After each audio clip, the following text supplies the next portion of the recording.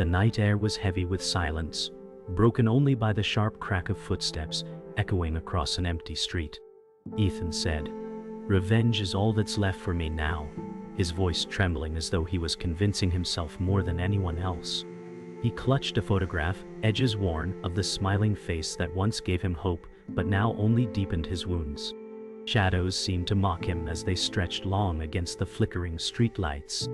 He remembered the betrayal vividly, the cruel laughter, the ruined trust, the collapse of everything he had built.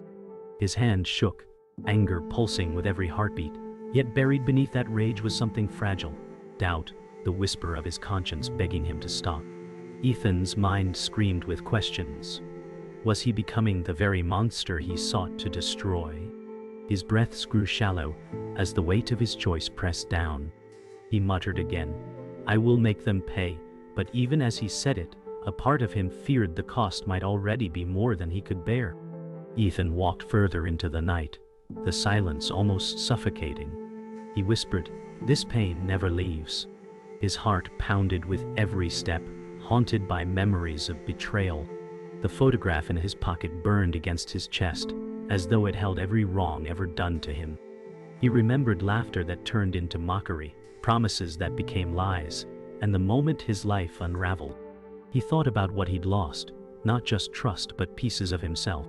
Shadows followed him, whispering doubt. He muttered, "Am I still the man I once was?" But no answer came, only the hollow echo of his footsteps. The night's chill deepened as Ethan spotted movement in the distance. A figure leaned casually against a wall, cigarette glowing in the dark. It was Marcus, his old friend turned enemy, whose betrayal had shattered him. Marcus smirked, "Still chasing ghosts, Ethan?" Rage coiled in Ethan's chest, yet fear pulsed beneath it. He clenched his fists, torn between striking and speaking. Marcus's voice slithered through the silence, taunting, "Revenge feels good, but it consumes you." Ethan's breath grew unsteady, his mind caught between fury and the warning echo of truth in Marcus' words. Ethan's pulse hammered as Marcus stepped closer, eyes gleaming with smug confidence. "You think vengeance will save you?" Marcus sneered. Ethan replied, "It's all I have left." But even as the words left his mouth, doubt gnawed at him. Marcus tilted his head, whispering, "Or maybe it'll destroy what little remains." The air between them thickened with unspoken history, once friends, now fractured by betrayal and pain. Ethan's jaw tightened, his silence screaming louder than words. For a fleeting moment, Ethan saw his reflection in Marcus's cruelty, and feared he was already becoming what he hated most. Marcus stepped back into the shadows, leaving Ethan alone with his torment. The silence pressed heavy, broken only by Ethan's shallow breaths. He whispered, "Is this the man I've become?" His reflection in a nearby broken window stared back, fractured, unrecognizable. He reached for the photo again, clutching it like an anchor, but instead it felt like chains dragging him deeper into despair. Somewhere within, his conscience pleaded for a different path, but the fire of vengeance drowned it out. Ethan's voice cracked, "This ends one way." The night swallowed him as he stepped into the darkness. The morning sun cut through the blinds of Ethan's apartment, casting fractured lines of light across the room, littered with empty bottles and scattered papers. He sat slouched at the table, head heavy in his hands, as the photograph lay in front of him like a wound that refused to heal. Ethan muttered, "It all started the night they turned their backs on me," his voice cracked, raw with exhaustion. The city beyond his window moved on without him, car horns, laughter, life, all mocking the stillness of his despair. He poured a drink, amber liquid trembling in the glass, though his hands trembled more. Every sip carried both fire and emptiness, a reminder that numbness was not peace. He whispered, "If revenge is the only way to silence this pain, then so be it." Yet even as the words left him, he felt the hollow ache of regret tightening around his chest. The sunlight on his face was warm, but it could not thaw the frost that had settled in his heart. Later that day, Ethan stood before a cracked bathroom mirror, water dripping from the faucet into a rusted sink. His reflection looked back with accusing eyes, fractured by cracks in the glass. He muttered, Who have I become? The silence pressed heavier than any voice, carrying echoes of choices unmade. He splashed cold water on his face, but it could not wash away the guilt clinging to him. For a moment, he thought he saw the man he used to be, a dreamer with hope, but the image dissolved into the bitter shell of who he was now. Ethan stepped outside into the noise of the city, neon signs flickering above crumbling storefronts. People brushed past him, eyes averted, as if his burden made him invisible. He thought of Marcus, the man whose betrayal had lit this fire, and clenched his fists until his nails cut into his palms. Soon he muttered under his breath, his voice low but heavy with promise. Yet as he walked, a child's laughter rang from the street corner, piercing through his storm. It unsettled him, reminding him of the innocence he'd once carried before vengeance consumed him.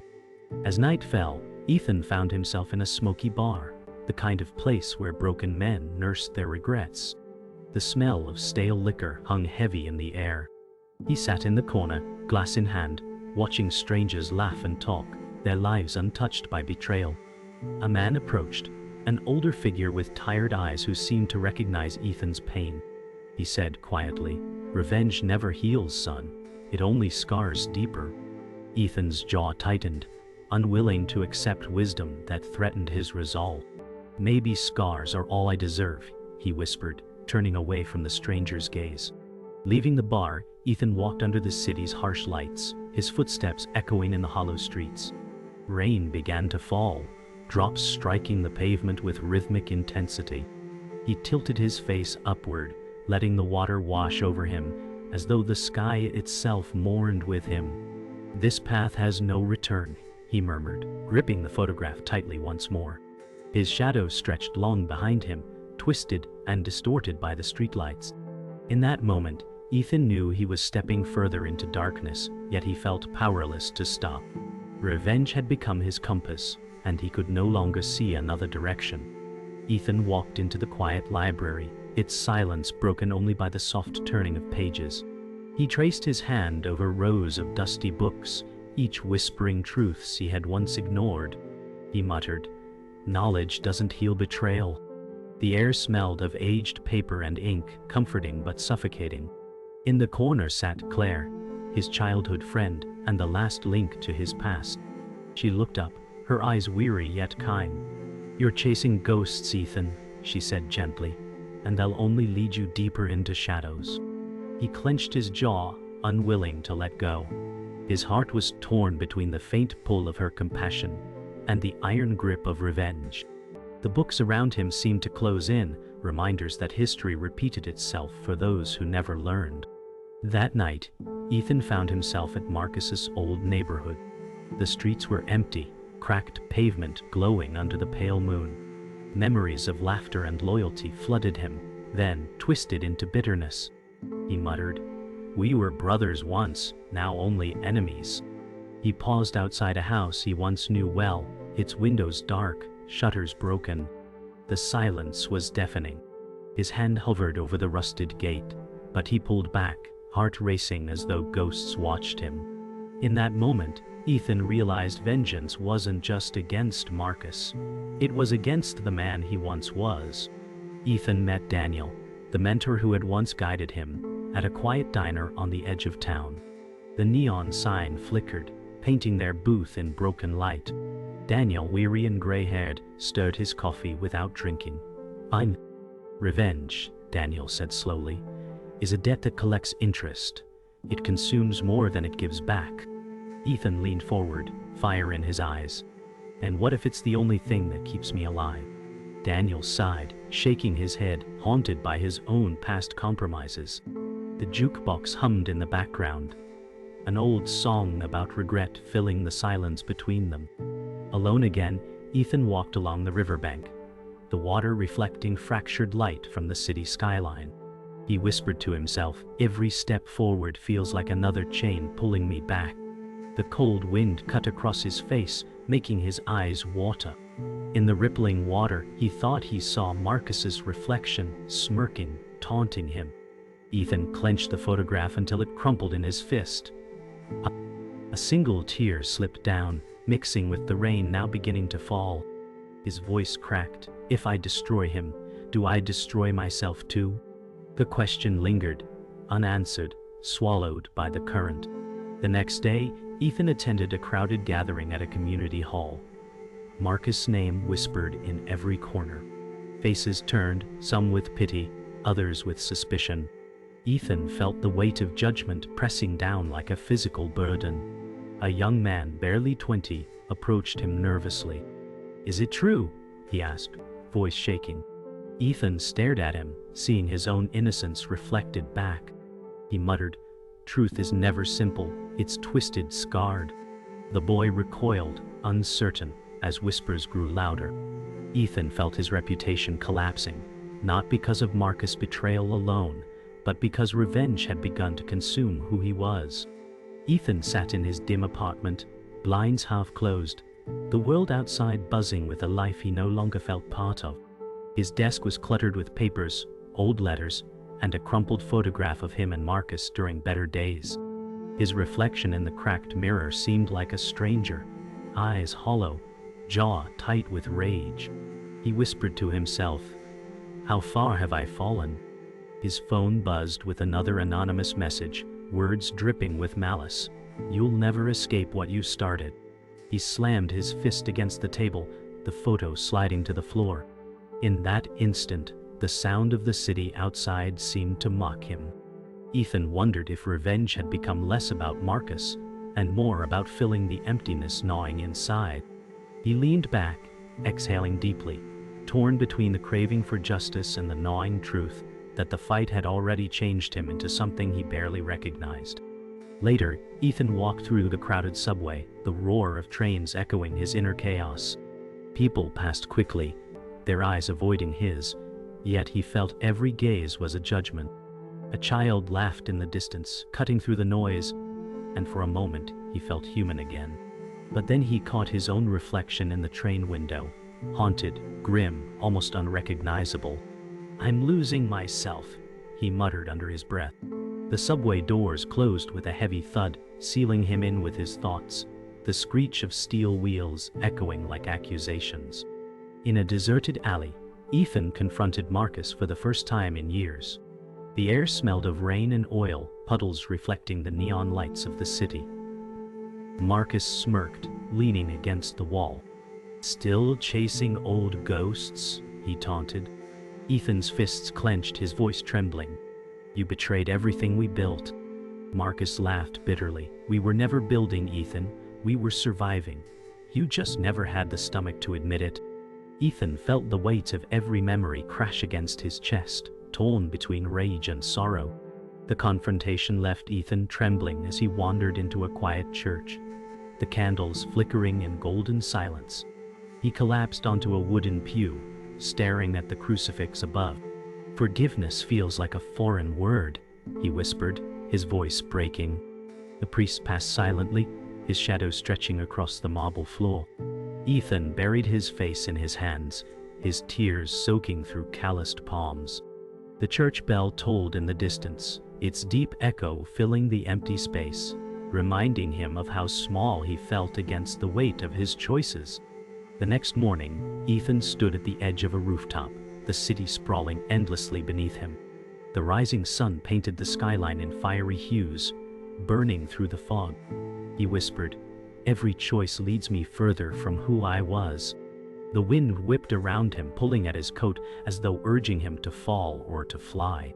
He closed his eyes, imagining both outcomes, but felt paralyzed between vengeance and redemption. A single tear slid down his cheek, catching the light of dawn, as the city roared awake beneath him. The night was restless, filled with the weight of decisions unmade.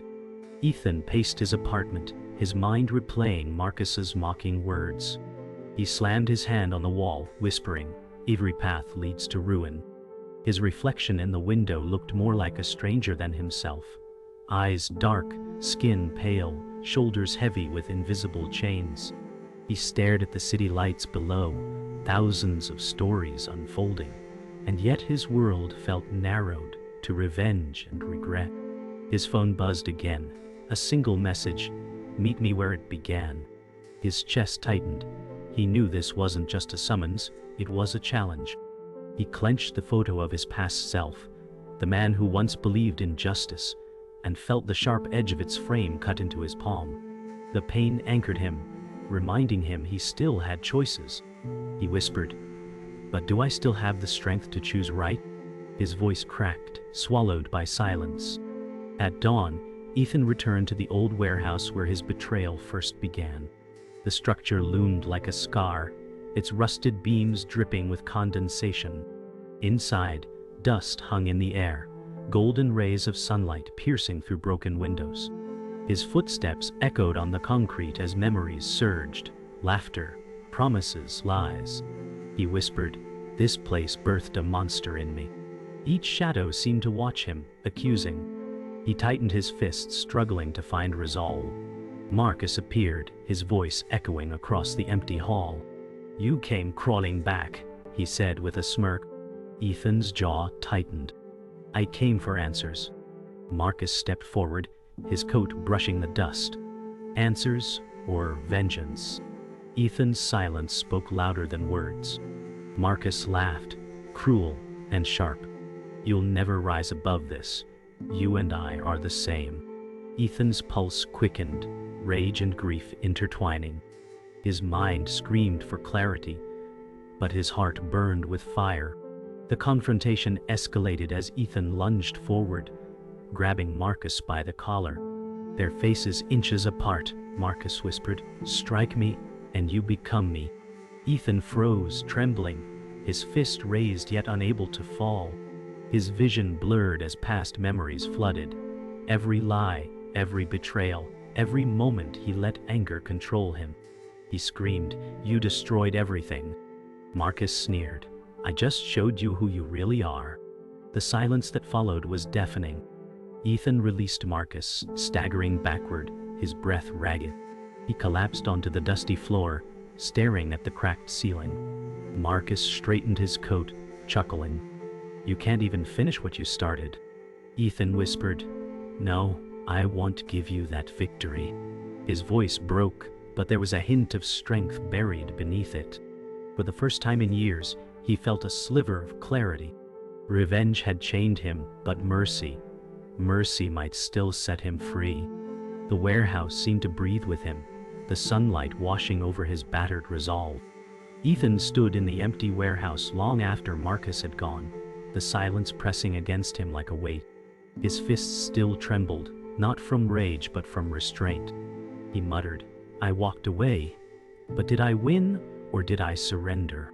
The air was thick with dust, sunlight piercing through the cracks in fractured beams, and in the stillness he felt the echo of his past self judging him.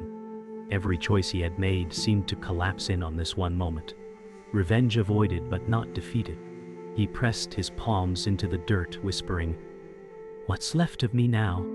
The walls, once alive with voices of betrayal, now reverberated only with his exhaustion. He could almost hear Marcus's mocking laugh still hanging in the air, haunting him. For a moment he wished the confrontation had ended in violence, but deep inside he knew that would have chained him forever. His voice broke as he said, "Mercy. Is this mercy, or just weakness?" No answer came, only silence. As night fell, Ethan wandered through empty city streets, neon lights flickering above him. The crowds moved with purpose, yet he felt invisible, a ghost drifting between strangers. He whispered, "Do they know what it costs to hold back rage?" His reflection in shop windows looked older, burdened, hollow. The city hummed with life, but none of it belonged to him. He found himself at a bar, tucked away in a forgotten alley, the kind of place where regret lingered longer than patrons. He nursed a drink, staring into the glass as if answers lay at the bottom. A stranger sat beside him, an older man with a knowing gaze. "You look like someone fighting a war within," the man said softly. Ethan forced a weak smile. "And losing?" The man nodded, not with judgment but with weary understanding. The older man shared his story of vengeance, how it consumed him, left him hollow, and cost him everything. His words struck Ethan like knives. Revenge will take more than you think you can lose, the man warned. Ethan's eyes burned, realizing he was walking the same road. He whispered, "Then how do I stop?" The man placed a hand on his shoulder and said, "You forgive not for them but for yourself." For the first time, Ethan felt tears sting his eyes. Ethan stepped out into the night, the man's words echoing in his mind. The rain had stopped, and the streets glistened like mirrors. He breathed deeply, as though inhaling freedom for the first time. He whispered, "I still have a choice." The ghosts of anger and betrayal lingered, but a small spark of hope flickered within him. He looked up at the city skyline, drenched in moonlight, and for the first time he didn't feel trapped by it. He whispered, "This isn't the end. It's the beginning of who I must become." The morning carried a strange stillness, as if the world held its breath for Ethan's final reckoning. The dock stretched before him, weathered planks creaking underfoot, the waves whispering the echoes of 1,000 regrets. Ethan whispered, "I came here searching for vengeance, but I found only pieces of myself scattered across broken choices." His reflection in the water rippled, fractured by sunlight breaking through reluctant clouds. He recalled Marcus's sneer, the lies that drove him, and the blood that followed, each memory clawing at his chest. Yet today felt different, like the moment before a storm fades. His voice cracked as he said, "I am not innocent, but I am done feeding the fire that burned me." Seagulls wheeled above, their cries sharp and lonely. He closed his eyes, inhaled the salt air, and for the first time in years did not feel chained to anger.